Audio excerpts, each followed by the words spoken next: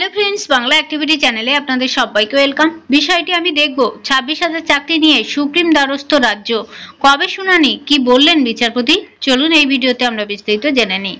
Supreme কোর্টের নির্দেশে চাকরিহারা হয়েছেন প্রায় 26,000 শিক্ষক এবং শিক্ষাকর্মী। এবার রায় সংশোধনের আবেদন জানিয়ে সর্বোচ্চ আদালতের দ্বারস্থ হল রাজ্য প্রশাসন।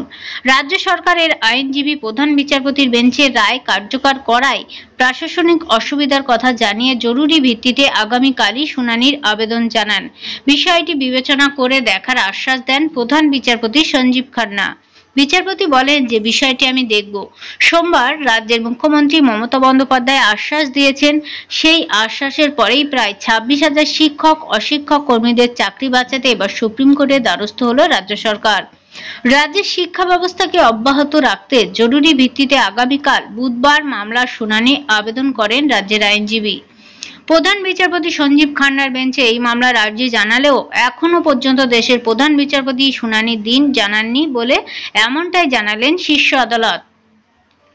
তবে বিষয়টি বিবেচনা করে দেখার আশ্বাস দেন প্রধান বিচারপতি সঞ্জীব খান্না। সোমবার মুখ্যমন্ত্রী মমতা বন্দ্যোপাধ্যায় ঘোষণার কিছুক্ষণের মধ্যেই জানা যায় যে সুপ্রিম কোর্টের রায় পুনর্বিবেচনার আবেদন জানিয়েছেন মধ্যশিক্ষা পর্ষদ। আর মুখ্যমন্ত্রী ঘোষণার 24 ঘন্টার মধ্যেই একই আবেদন নিয়ে সর্বোচ্চ আদালতে গেল রাজ্য।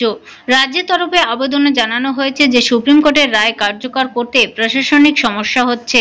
এর ফলে বহু স্কুলে পঠন পাঠন কিন্তু বন্ধ করে দিতে পারে। বহু স্কুলে ইতিমধ্যে বন্ধ করে হয়ে গেছে কিন্তু পরীক্ষা, যার ফলে ছাত্রছাত্রীরা অনেক অসুবিধায় পড়ছে। একই সঙ্গে দ্রুত শুনানির আবেদন জানিয়ে বুধবার এই মামলার শুনানি করার কিন্তু আবেদন জানানো হয়েছে।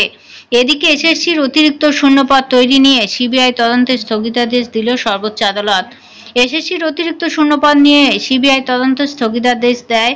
মন্ত্রিসভার সিদ্ধান্তে অতিরিক্ত শূন্যপদ তৈরি নিয়ে সিবিআই তদন্তের স্থগিতাদেশ দেয়।